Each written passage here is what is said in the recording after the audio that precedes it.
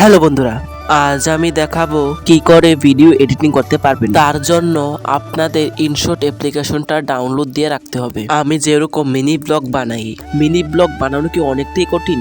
একদম না। ভিডিওতে কি করে এরকম ভাবে কালার দেওয়া, চলুন আপনাদেরকে দেখাই। তার জন্য আপনাদেরকে চ্যানেলটাকে সাবস্ক্রাইব করতে হবে। সো দেখতে থাকেন আপনারা।